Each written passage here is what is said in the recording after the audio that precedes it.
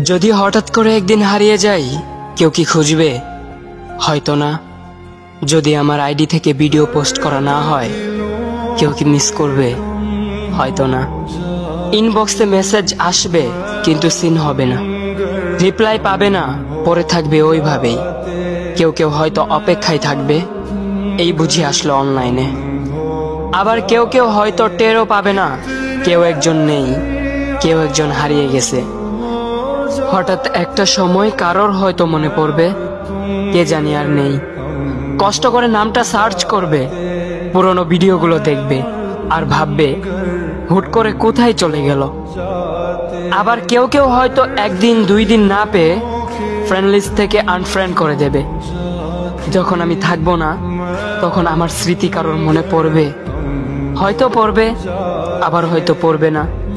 তবে হারাতে হবে, হারাতে হয়, হারিয়ে যাওয়াই নিয়ম। পার্থক্য একটাই, কেউ আয়োজন করে হারায় আর কেউ হুট করে হারায়। আমি না হয় হুট করে হারিয়ে যাব।